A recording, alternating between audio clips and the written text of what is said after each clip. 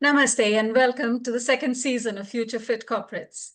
My name is Bhavana Issar and I'm the founder CEO of Caregiver Saathi.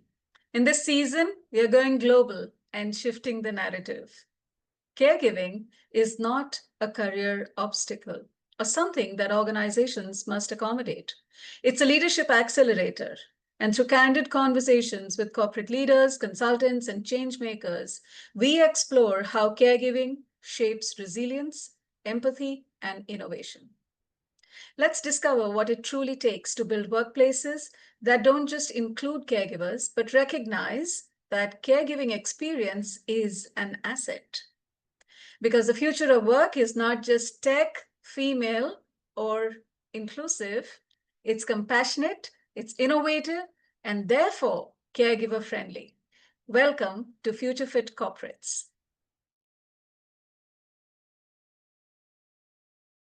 Welcome to yet another conversation around Future Fit Corporates. In today's dynamic corporate landscape, the success of an organization is intricately linked to the well-being and satisfaction, or perhaps engagement, of its workforce. But the world is dynamically shifting. The demographics are changing, technology is creeping in or taking over as an avalanche, maybe, and there are so many other things that are happening politically as well. Future Fit Corporates is our initiative aimed at fostering or exploring these dynamics and understanding what do workplaces need to do and how can we envision a future-ready corporate culture. Does this mean recognizing the experiences that diverse set of individuals bring? And this initiative is also linked with facilitating meaningful conversations between CEOs, leaders, HR heads, consultants, other people with diverse experiences through video interviews and written responses to foster a connection between caregiver-friendly workplaces, emotional labor, and what makes a future-fit corporate. The goal is to explore, discuss, and champion the integration of employee well-being, innovation, resilience, and as a core fabric of corporate strategy.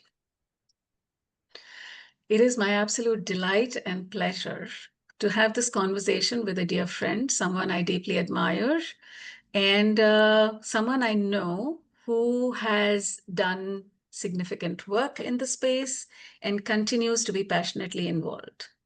Mugdha Kalra. Welcome, Mugdha.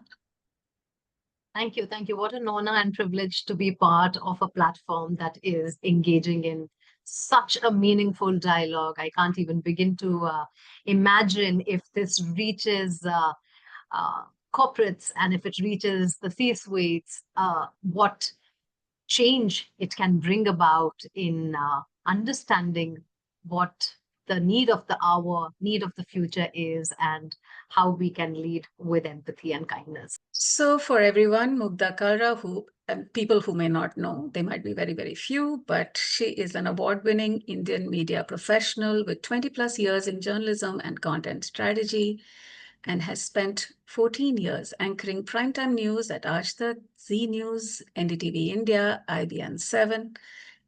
She later led business journalism projects at News 18 on startups, Gen AI, climate change, and more.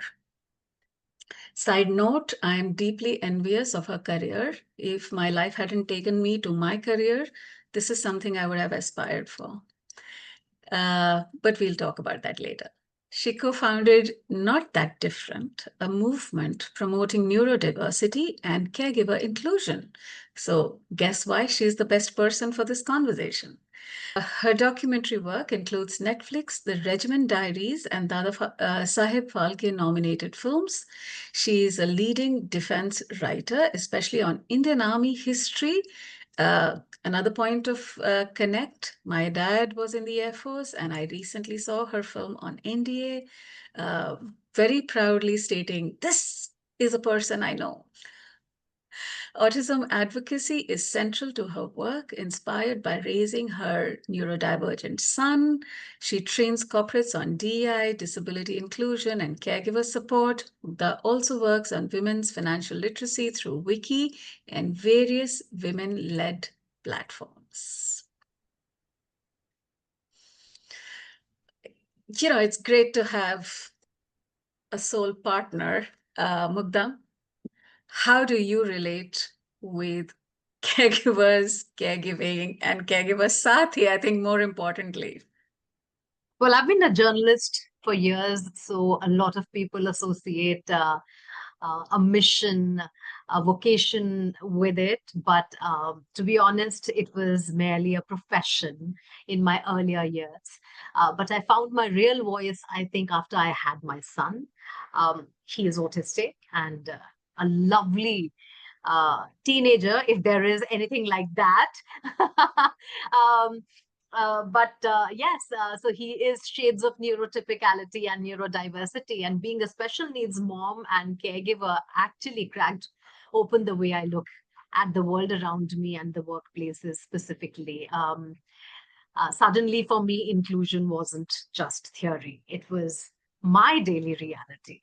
And he has shown me where systems fail, where they can be supported. Where do I stand as a woman at the intersectionality of my gender, patriarchy, workplaces that are not in tune with the caregiver inclusive narrative, and of course, the leaky bucket, as we always talk about, for women coming back to work after they have had a child. So, yeah, I am now looking at inclusion with a whole new lens, with the human side that often gets lost. That is true. That is true. But you have persevered with your career, and you have openly spoken about bringing up your son. Tell us his name first. Madhav. And when I was naming him, I had very little idea that he would be Krishna's naughtiest form and the most lovable form. So yes, Yes. Madhav is my heart, my teacher, and everything life has brought me after I've had my son is precious, and so is my purpose now. Yeah, no, I relate with it. We are given challenges spiritually, as they say, the challenges that end up being the purpose of our life. And in many ways, I have that in my caregiving responsibilities, whether it is towards my parents or my sibling or my child. And certainly, as ambitious, forced to reckon with women, we also have other experiences. Mugdha, I'd like for you to tell us, in your experience of workplaces, how have you experienced the arc of organizations? And you have been in a, what is called a deeply patriarchal, or let's say a very male-dominated media space for many years. And how has, although many people think that it's a good place for women to be in, it's a very interesting thing. But how has working in such workplaces been for you? And what's the role of being a caregiver and a working professional in that setting? How have you seen it? Interestingly, my worldview was extremely small till I experienced neurodiversity and caregiving in its full force. We tend to think that our world is made up of people that we interact with. And I've been extremely fortunate to be surrounded by extremely driven workaholic women who chose to redefine the way they looked at their lives and how working women were looked at in the country. It was only after I became a mother and I was grappling with my new life and my new reality and trying to get back to work and finding myself again that I realized that I'm not the only one Perhaps this is the story of not just a special needs mom who's trying to come back to work, or a caregiver who's trying to come back to work, but it is the story of so many women in the country. I did a very special series, which is very close to my heart, called Dear India Inc.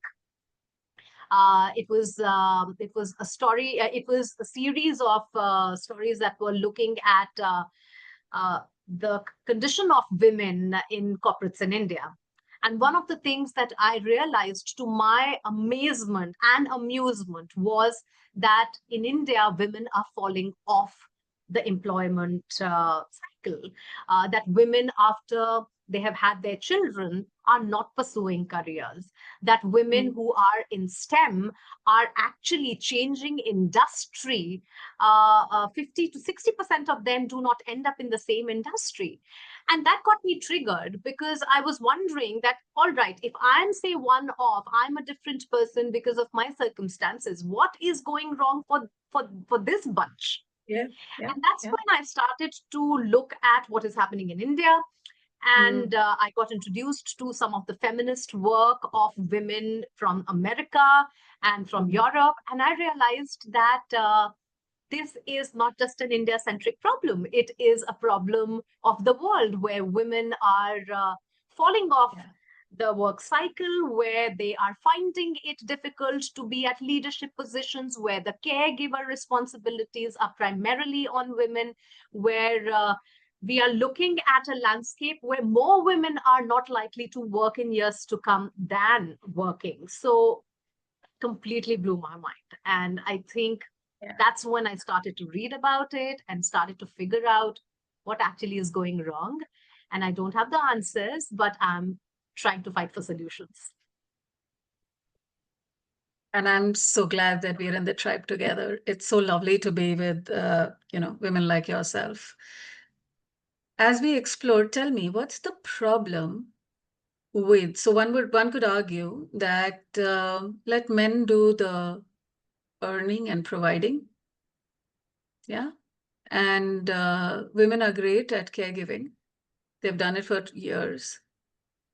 What's the need to be earning? So what's the problem with women falling off the workforce? What's wrong with this old system? What is your view? Again, patriarchy is a double-edged sword. It hits men as much as it hits a woman. And when I was looking at the caregiver inclusion narrative that we are working with special needs parents, we realized that the entire burden of caregiving falls on the mother, and the entire burden of financially sustaining this very difficult life falls on the father. None of them have respite. And there is a lot of pressure on the man to be earning for 2 lifetimes for a special needs child, for their own family, for their parents. If they have another child, then another sibling to their special needs child. And I realized that it isn't about men enjoying that role. A lot of times, when I would have these discussions, my husband would say, and it was a 3-year period when I wasn't working and I was trying to get a sense of autism and how it would make our lives change now. And this was soon after my son's diagnosis. And I remember I remember these very natural arguments that not just me, but every caregiving parent has, especially in a special needs family, which is, I would turn around and say, but you get your break, you go out. And he would turn around and say, but do you even realize that, I feel so away and alienated from my own child because I don't know how to handle him. And if I need to understand how to handle him, I need to spend more time with him, but I need to also make money. And that's when we realized that this balance has to be there. You both have to be caregivers and you both have to be financial contributors. And I think when we say that, why should girls have all the fun? I think men haven't really found the joy in little things in life. The moment they find the joy in little things of life, I'm telling you, they would say, we don't want to work full time. But they have been conditioned from the very beginning to take care as well. I mean, look at our laws. You look at parental leave. Women get so many leaves, but by law, it is assumed that the caregiver is going to be only the woman, and That's right. the man has to Yeah. step out and work. A lot of people argue that the woman's body needs recuperating, and the woman body, and she may be feeding the child, but I was out and about in 3 to 4 months' time. I mean, it doesn't really, and I'm not spending the entire time recuperating. And if I'm recuperating, then I should be taking care of the child alone on my own. So, our laws are also very screwed. And that's the reason why I feel that, both men and women need to share these responsibilities, because they both have to be a complete version of themselves. So they need to go out to reach their potential and what their uh, aspirations are. And at the same time, you have had a child together, you have parents, you have siblings, and you need to be caregivers together to share the burden. So I feel now that narrative needs to change. And I love that's the reason why some of the policies in Europe, which are so people and human centric versus gender specific. That is so true. I mean, parental leave in the Scandinavian countries is a benchmark, right? And and there is a very interesting study, Mugdha, which says that how India took the lead on the maternity leave thing, but over time, how the maternity leave has actually been detrimental to Absolutely. women in the workforce, also because smaller organizations, have been disincentivized to hire women because of maternity leave, at least at a certain age. And of course, women's needs are very different and they keep changing. And I know for sure that menopausal women, as I am one now, need a whole bunch of other things. Absolutely. And that doesn't take away my desire for ambition and accomplishment. So Mugdha, tell me about the many things that you have been involved in other than your just your career. I spoke about just a slice of your career, but I know that you do many, many things. So tell me about some of the other things, and then we will delve into how they are linked with women and caregivers at workplaces.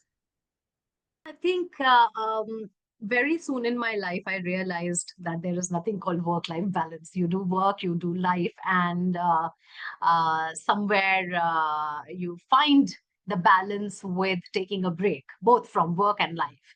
And that's the reason why everything that I do is around my work. Inclusion is not just a way of uh, being, but also what gives me a lot of joy and connects directly with my work. So apart from being a journalist, I do a lot of work with CNBC TV 18, which is connected with startups and business journalism. And we talk about AI, sustainability, climate change. And again, everything comes around and talks about inclusion.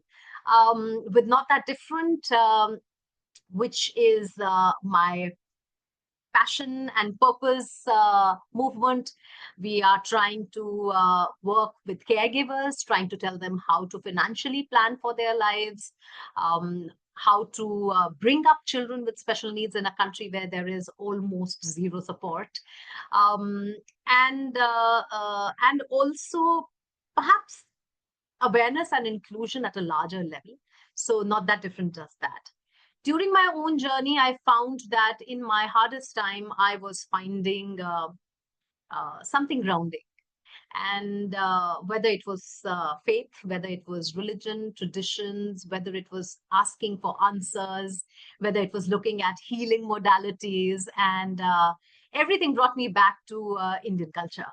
And everything brought me back to our roots. And from that was born my new initiative, which is called ThinkIndic. With ThinkIndic, we are looking at retreats, workshops, courses, curriculum, conversations that bring about everything in the space of leadership, wellness, feminism, but from the Indic wisdom. So I feel that, we talk about the Maslow's hierarchy of need, we talk about Carl Jung, we talk about Ikigai, when everything comes from Indic wisdom. And so that has been another thing that I'm enjoying doing at the moment, finding answers from our own wealth of wisdom. And we must have a longer conversation about that, because that's something I'm passionate about as well. And I would love to share with you what I have done and learned in the space. And for sure, I think there's something very comforting about knowing where your roots are.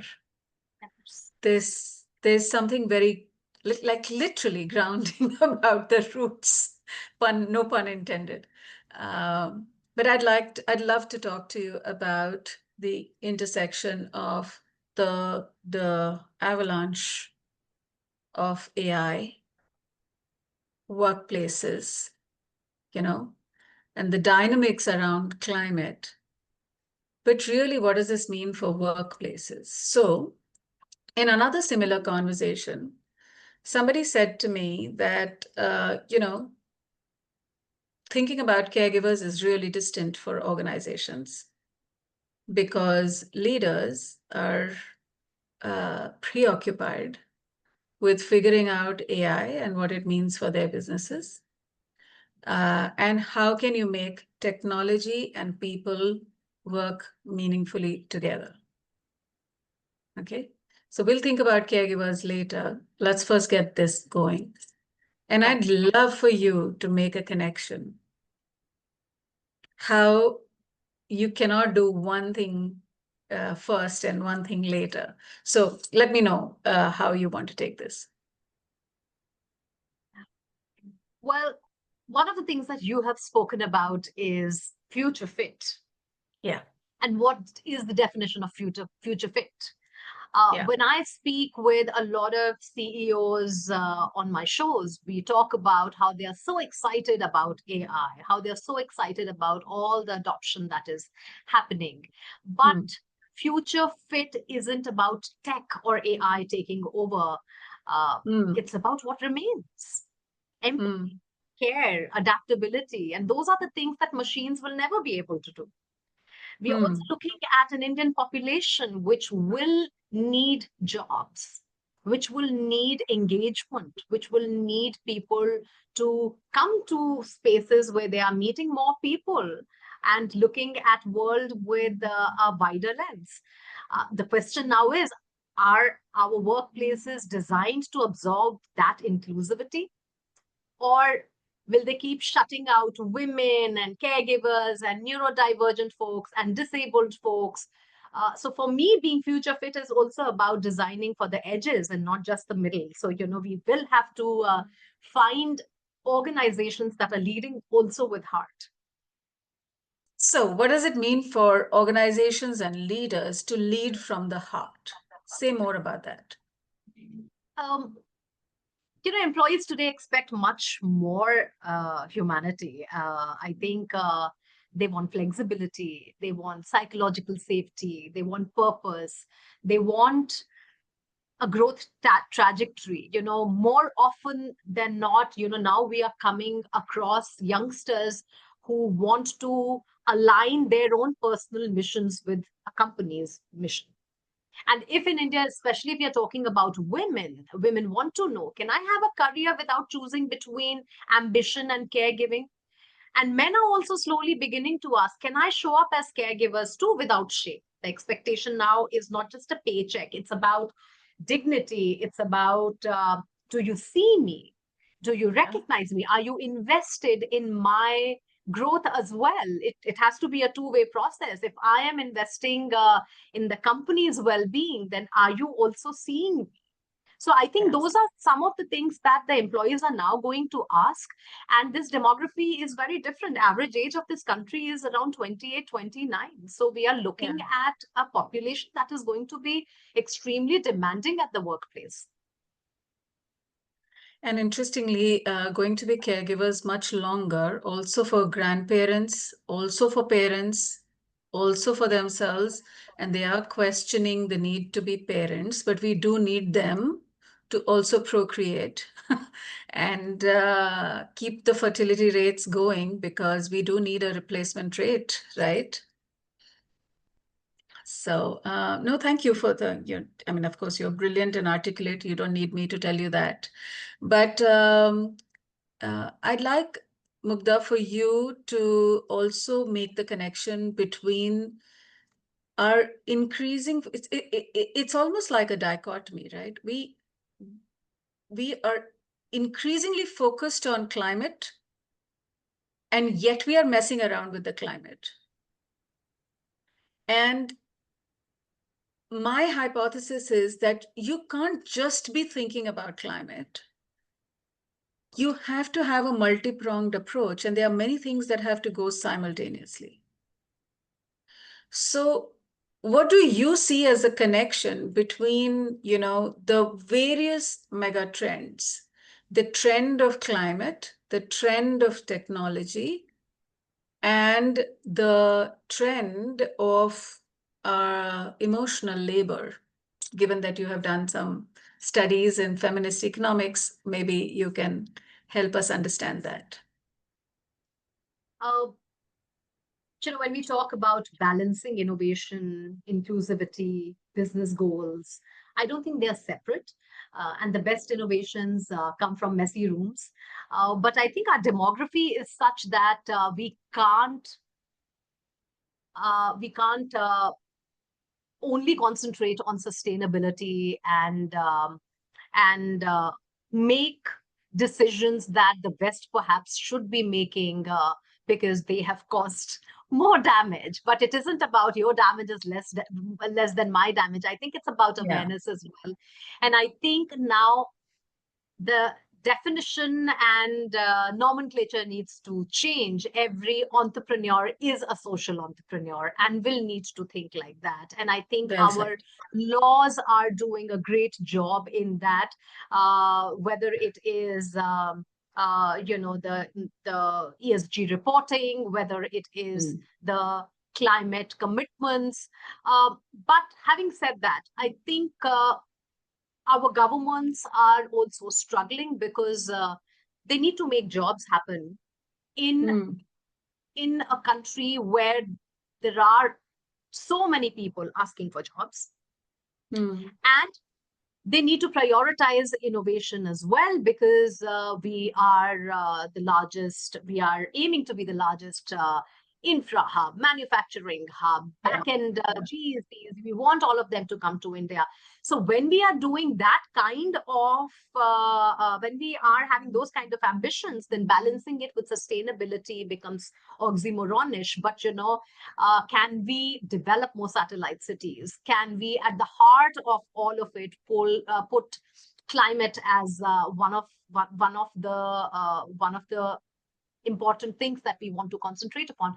Can we spread more awareness? Like, for instance, I use Chat GPT. Everybody uses Chat GPT. Everybody is using AI. But do we actually know where this data is coming from, or how is this data produced, or what is the climate consequence of consuming energy that we are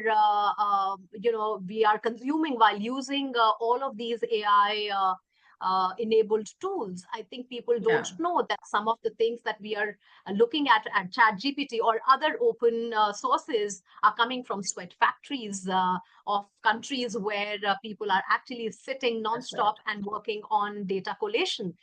Those are the things that, we are code dependent, but, we need to find about where is this coming from? Are the source clean? So a lot of awareness, and perhaps the belief that, if I can do, that is enough. I don't have to Mm. worry about if the world is doing or not. Can I do it? Can I consume less? Can I contribute in some way? The people power has to sort of come. And I think now also the time is ripe where we need to push the narrative of people, profit, and climate. So when we bring this together, I think that's when people realize that, you still can make profit while being, while being cautious about how you are harming the planet. And that's where we need more social entrepreneurs to come forward and scale their work.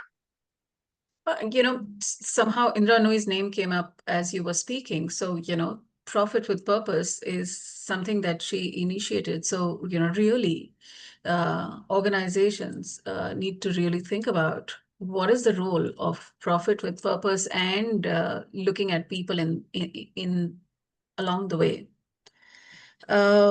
Mugdha, I would definitely like for you to brainstorm with me or think about your experience of working with organizations, both inside and from the outside, to say, if you were a decision maker, if you were a leader, what are some of the policy frameworks you would design that have hitherto not been designed? What are some of the policy guidelines you would have? A very, very tough question, because I am sure there isn't one model that fits all. I think it Yes, also for sure. depends upon the maturity of the company and its employees. Where do Yes. you start to even introduce some of the concepts? For instance, if you want neurodiversity friendly floor, you need to make them neurodiversity aware before hiring people. So it just Yes. doesn't make sense that, you hire somebody, a top boss says, oh, I'm going to be more transgender friendly, I'm going to be more LGBTQ ally, I'm going to be more neurodiverse, affirmative boss, and I'll hire all of these people because I That's right. understand it. But on the floor, no one seems to understand what That's right. pronouns are, or why is the need to be addressed in a That's right. certain way, or why does this neurodiverse person need to be away from lights, or why a wheelchair bound person is somebody who doesn't like their wheelchair being touched. These are simple things. And if you are not language affirming, if you're not aware about the simplest of explanations that come with all of these conditions, you're not mature enough to have those policies. So I think as a DEI, first of all, what is a company's definition of inclusion? Yeah. What is a company's definition of equity?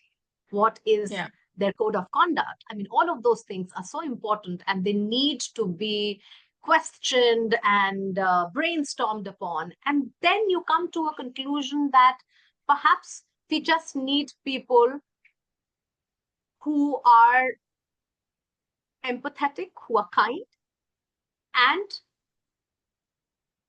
in real life also they do things that they would do if nobody else is watching them. That's Right? right.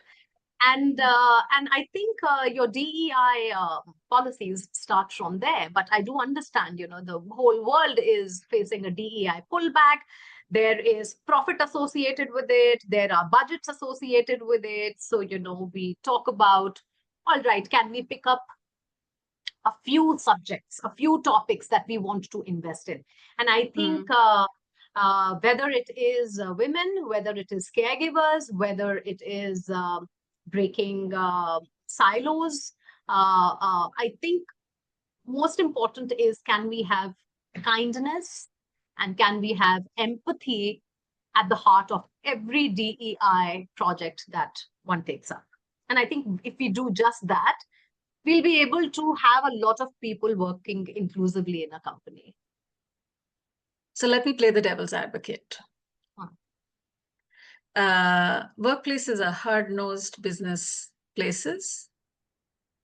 The only purpose is to make profit. Why are you making a case for kindness nuance and fuzzy stuff like kindness and empathy, why should I, as a hardcore business person, even go down that rabbit hole? What's in it for a business? Well, there are now enough and more studies that show you that caregivers, when they show up to work, neurodivergent employees, when they're showing up for work, transgenders, when they're showing up for work, are giving companies better profits. And this is now established in studies. Whether But or why? not you How want so? to. But how? What's Take going me, on? I will just bring my own example. Yeah. Yes. As a caregiver, I was dying to get out of work, dying to get out of home and work. I would have done anything and everything to tell my boss that, hey, I can do this. I can do this well. I'm very committed. I'm sincere because this gives me joy. And this gets me out of my very challenging atmosphere at home. And perhaps when I come here, I'm a better person. I'm a better employee. I do not take chuttis. I give it my 100% because this is what fuels me to go back home and be a different person who happily does that bit as well. Right. And so I feel that, we bring in a lot of diverse groups bring in a lot of, they can contribute in many, many, many different ways. We are talking about empathy and kindness between people. Well, AI is not going to be kind to the best of the brains. So they will sooner or later also know what it means to be kind or what it means to lead with empathy. You will soon know when you have spent 15 years in a company and tomorrow you're too expensive for the budgets. And when you look back and you say, well, I'm not neurodiverse, I'm not a woman, I'm not coming from a marginalized section. And yet I was thrown out of the company because now a machine can do a better job. And I'm too expensive to be in the system. And I was thrown out so ruthlessly. So, empathy and kindness will be the need of the hour when we are looking at all of these worldly changes. And it will happen to the best of us that we will want to be treated in a certain way. We would want psychological safety. And that's why I think businesses will also start to realize they already realize it. And also, I think it makes for great business sense. Today, if there are two companies with exactly same performance, but exactly at the same performance barometers. One of them is high on empathy quotient and has set their workplace in a way that people are respected, people are wanted, people feel good. Automatically, when an outside investor is coming to invest in your company, they will be like, all right, now I'm going to look for a company that stands high up here. So it makes business sense as well. And the narrative is changing all over the world. There are people who are looking to engage with businesses who are at a certain level of maturity in handling their people. They don't want to come and work with in organizations where they don't see enough women, where they don't see enough people from the marginalized section. So it makes business sense also. So I think narratives are changing. It is difficult, but we also see that profits are being made at places where you have a more engaged workforce. Tell me a couple of policies that you would like, let's say not just workplaces. Let's go to the level of the government. And let's say you were a decision maker in the government and you were looking at recognizing and enabling the care economy or workplaces as inclusive workplaces. What would you do at the level of either the industry conglomerates, industry bodies, or at the level of the government? I think a couple of things. When you spoke about the the maternity law being one of the most lauded ones in the country, but the entire burden of that 6 months of pay falls on the company. I think one of the things that I would want to convey to the government is, do we have maternity funds? Do we have enough and more funds for MSMEs and SMEs to actually support their women workforce when they go on maternity leave? I mean, it is easy for them to not hire women in a certain age bracket because na rahega baans, na rahegi, na bajegi bansuri. But the main problem is, can the government share that burden? Are there incentives organized? Are there incentives available for companies that are able to do so? Because the entire financial burden of this one person being on a break while their job cannot be done by somebody else, or their position cannot be filled by somebody else, is squarely on the employer. So I think those arrangements need to be made. Secondly, there has to be a parental leave and not a maternity and a paternity leave. And I think that needs to be regularized, that that a man can also be a caregiver. And that paternity leave can be not just for a newborn, but also when your children are going through their tough exams, when they need to travel from one place to the other for giving their exams, or when both parents need to be available. It has to be in place when your kids are going, or your parents are going through, or your sibling is going through a tough time with their health. The caregiver policies have to come in place then. If you are somebody, you have a disability certificate, you have a disability UDID, but do you have something that says that, I'm a caregiver and my life is also about taking care of this other person? No, there is no recognition of that person. So do we have a Caregivers Act where perhaps we can have rebates, where perhaps we can have some tax reduction, where perhaps we can have policies by the government that say that, all right, can we help you in this journey of yours? Because you're doing a big job. A job that you're supporting me. Yeah, a job that we should have been doing, but you're doing on your own. So, we need to support you. I mean, I look at, this year, Bhavana, I also started my PhD, which is on looking at assisted living collaborative models for neurodivergent adults in India. And this is the middle income group that we are looking at. What happens to these adults when their parents are no more, when their families are gone? Where are they going to live? Who is going to take care of them? How are those financial models shaping up? What are those collaborative models? And if the government is not doing anything, and at least government should support people in a way that they can look for these answers for their kin. And so those... I must connect you with someone I know in Sweden who is actively involved in this setup. I would love to do that, more the merrier, because, in India, there is nothing which is true. And I know, in Sweden, they have a very beautiful concept where neurodivergent adults can stay together in a group of 4 or 5 with a typical supervisor who is like the head of the family, caregiver, and there is a supervisor,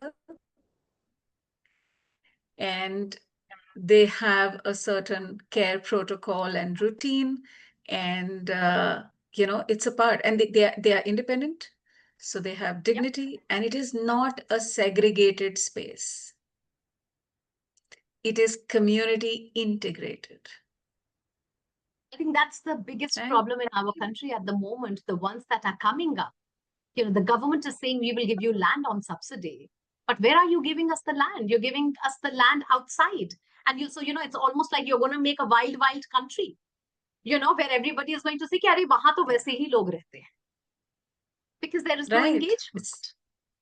So those, I'm hoping that with my PhD, I'm able to come up with something which will find answers to finding those spaces in the society, in the middle of the city. Absolutely. Yeah. People getting I mean, involved. that's what smart cities should be, right? Absolutely. Yeah. And I don't know if our smart cities model has an incentive for them to not just be technologically advanced, but to be inclusive from people, animals, climate standpoint. um, we do have a challenge in being able to respectfully live with all types of people and beings. And we know biodiversity is so important. Um, every conversation with you warms my heart, and I think we need to have a few more conversations that I'd also like for you to comment on. Let's say you can imagine a whole new world, and not just policies and practices for the government or industry bodies or, organizations. What are some of the things that you imagine for that world to have for you as a caregiver?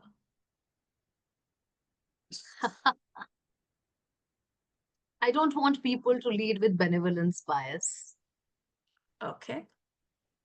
I want them to treat me as somebody who can take decisions, who should be given opportunities, who should be supported in a way that equity stands more than equality.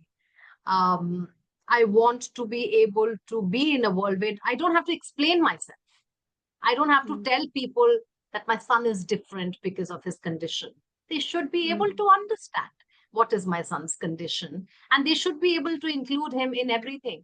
I want to be in a space where I am not segregated, where I'm not asked to take my son to a different place for his education, where I'm not asked to stay somewhere outside if I want assisted living and inclusion in my daily routine. I don't want those kind of accommodations to be made. I want it to be the way of life. I don't want to create a world for my child or myself outside. I want this world to be ours as much as is everybody else's. I want to be able to work freely with with with the psychological safety that my work is valued, Mm. and not so much as rules and regulations. And I need to be at the office at a certain hour to do this. And that's a big ask, because I know a lot of places where discipline and a structure is required. You need to do that. But, I want to be in a space where women are finding more mentors, finding more flexibility, finding more leadership positions, so that they are able to lead with both with power and with the love. So I do know that I don't ask for equality, because we are different.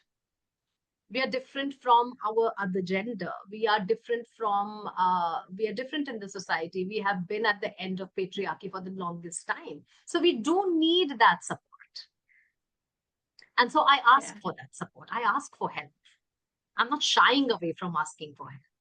And so imagine a world where I'm allowed to be the best version of Yeah. me. Yeah. Painted a lovely picture. As you look back at your life, I would like for you to share a moment or a time or an incident where you may have felt invisible and it challenged you significantly. You and I come from a lot of privilege, and we have fought very significant battles. And yet, we may have felt invisible at times. I definitely see you, and I know that you see me. But it is equally important that through this podcast, we also get others to see us. So please use your voice to tell us when you have felt invisible. Well, I think I felt invisible only for a phase in my life. And then I made sure that, I'm going to make you wear the glasses and see me.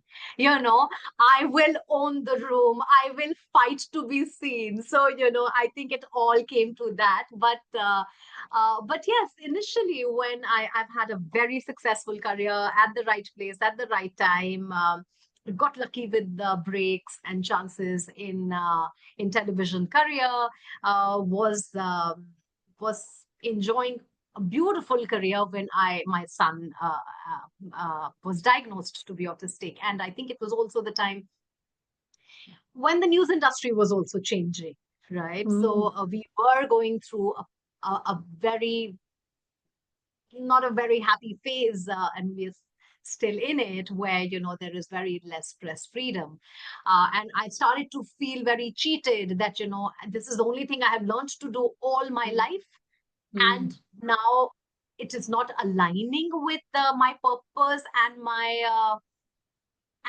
ethics, and I don't know to do anything else. And now I'm also here with a challenging parental journey.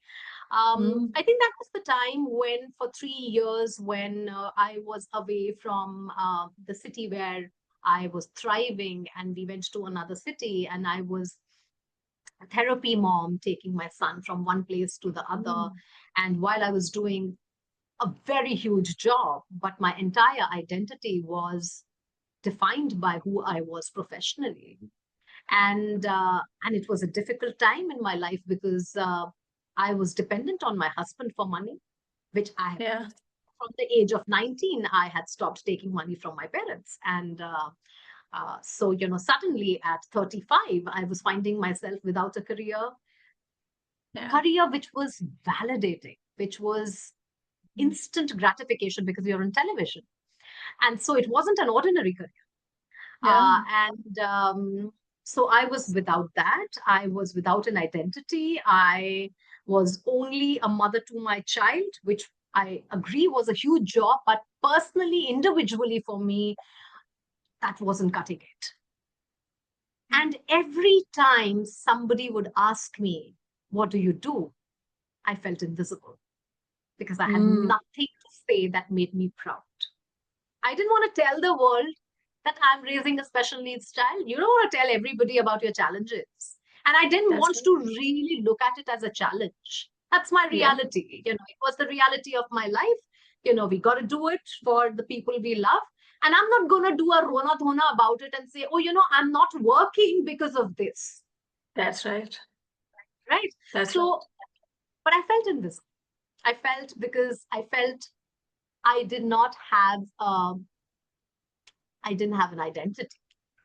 Yeah. And I know, it is, and I don't speak for the thousands and thousands and lakhs of women in this country who find a lot of joy in being house proud and taking care of the people around them. But for me, I think it wasn't something that I was completely enjoying. It was giving me more. It was giving me more sadness than joy. Yes. Which is the reason why I felt that, I want to be in a space where I am doing something which makes me feel seen. And even though I was writing about mother, when I was writing about my parenting, and I think that was the moment I started to feel that, when other parents started to form a support group with me, when I started to help other people, I think that was the time I felt I'm doing this not for helping them, I'm doing it for myself. Yeah.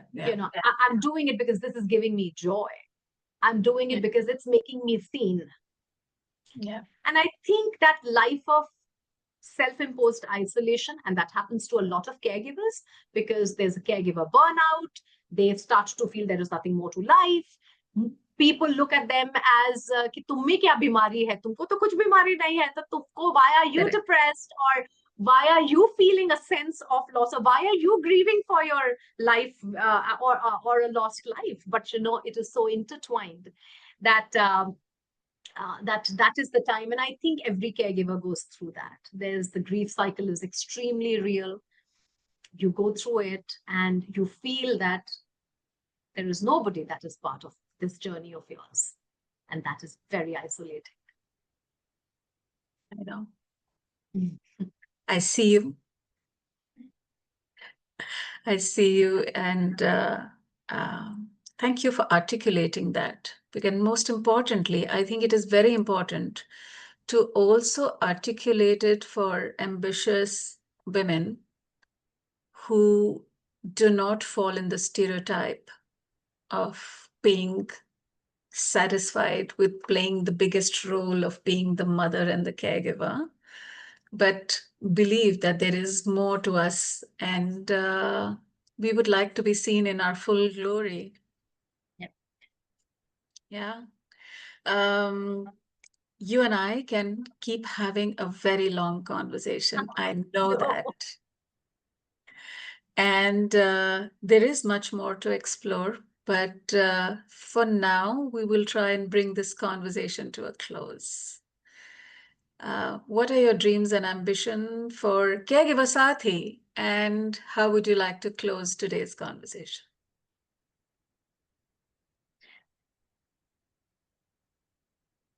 I think caregiving is something very powerful.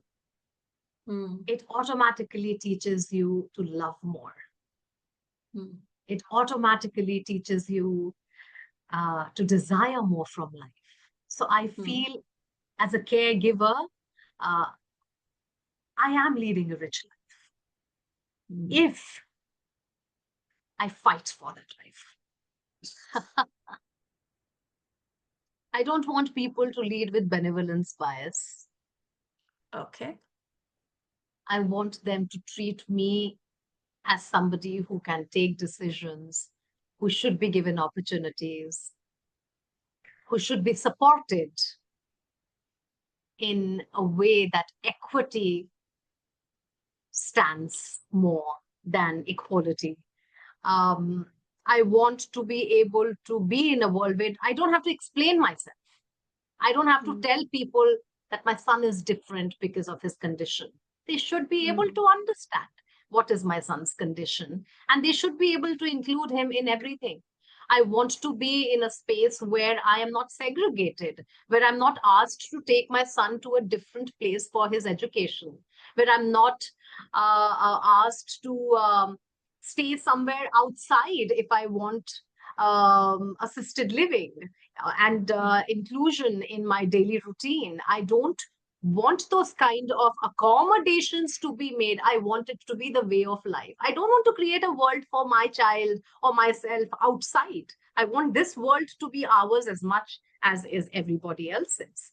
I want to be able to work freely with with with the psychological safety that my work is valued and not so much as rules and regulations. And I need to be at the office at a certain hour to do this. And that's a big ask because I know a lot of places where a discipline and a structure is required. You need to do that. But, I want to be in a space where women are finding more mentors, finding more flexibility, finding more leadership positions so that they are able to lead with both with power and with the love. So I do know that I don't ask for equality because we are different. We are different from our other gender. We are different in the society. We have been at the end of patriarchy for the longest time. So we do need that support. And so I ask for that support. I ask for help. I'm not shying away from asking for help.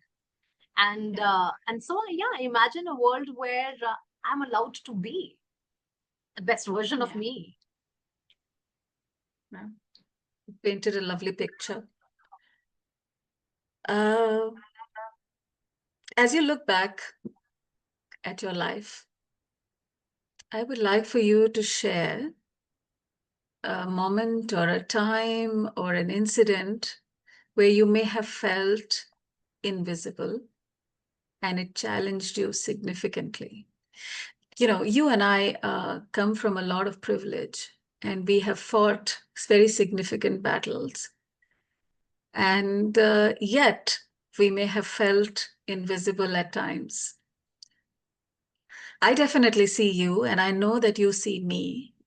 But it is equally important that through this podcast, we also get others to see us. So please use your voice to tell us when you have felt invisible. Well, I think I felt invisible only for a phase in my life. And then I made sure that, I'm going to make you wear the glasses and see me. I will own the room. I will fight to be seen. So, I think it all came to that. But yes, initially when I've had a very successful career at the right place, at the right time, got lucky with the breaks and chances in television career,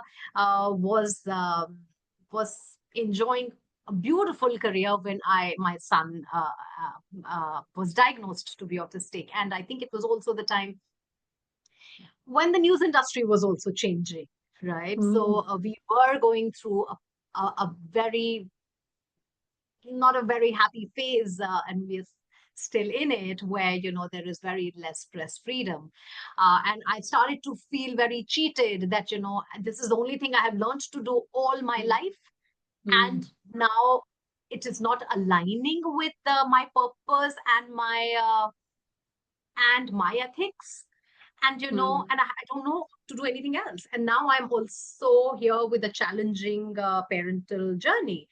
I think that was the time when, for 3 years, when I was away from the city where I was thriving, and we went to another city, and I was a therapy mom, taking my son from one place to the other.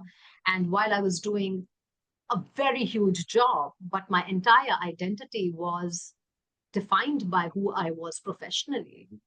And it was a difficult time in my life, because I was dependent on my husband for money, which from the age of 19, I had stopped taking money from my parents. And so, suddenly at 35, I was finding myself without a career which was validating, which was instant gratification, because you're on television. And so it wasn't an ordinary career. So I was without that. I was without an identity. I was only a mother to my child, which I agree was a huge job, but personally, individually for me, that wasn't cutting it. And every time somebody would ask me, what do you do? I felt invisible, because I had nothing to say that made me proud. I didn't want to tell the world that I'm raising a special needs child. You don't want to tell everybody about your challenges. And I didn't want to really look at it as a challenge. That's my reality. It was the reality of my life. We got to do it for the people we love. And I'm not going to do a rona dhona about it and say, oh, I'm not working because of this.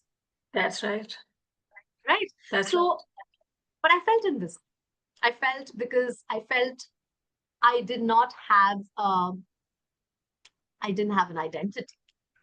And I know, it is, and I don't speak for the thousands and thousands and lakhs of women in this country who find a lot of joy in being house proud and taking care of the people around them. But for me, I think it wasn't something that I was completely enjoying. It was giving me more. It was giving me more sadness than joy. Yes. Which is the reason why I felt that, I want to be in a space where I am doing something which makes me feel seen. And even though I was writing about Madhav, and I was writing about my parenting, and I think that was the moment I started to feel that, when other parents started to form a support group with me, when I started to help other people, I think that was the time I felt I'm doing this not for helping them. I'm doing it for myself.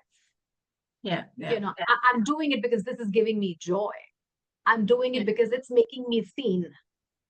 And I think that life of self-imposed isolation, and that happens to a lot of caregivers because there's a caregiver burnout. They start to feel there is nothing more to life. People look at them as कि तुम्हें क्या बीमारी है, तुमको तो कुछ बीमारी नहीं है, तो तुमको why are you depressed, or why are you feeling sense of loss, or why are you grieving for your life, or a lost life? But you know, it is so intertwined that that is the time. And I think every caregiver goes through that. There's the grief cycle is extremely real. You go through it and you feel that there is nobody that is part of this journey of yours, and that is very isolating. I know. I see you.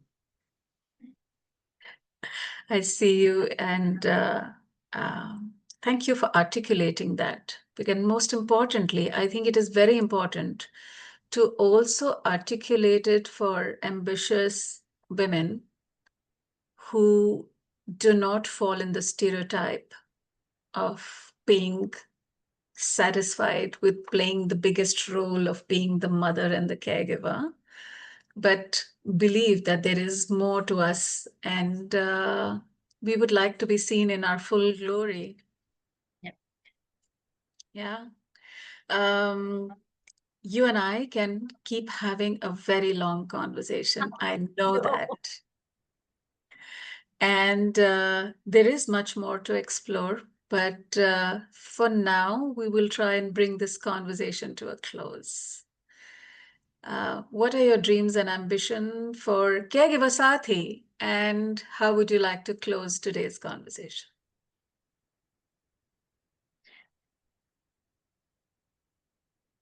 I think caregiving is something very powerful. It automatically teaches you to love more. It automatically teaches you to desire more from life. So I feel as a caregiver, I am leading a rich life if I fight for that life. Because nothing teaches you unconditional commitment and love for another human being when you're caregiving. Like, nothing else can teach you that. That's right. And because you're doing that, and because you're missing yourself, and if you admit to that, nothing motivates you more to embrace and want that life. And so you work extra hard and you give it your all. And you find so much joy in those little wins. And so I'll never look at caregiving as a burden.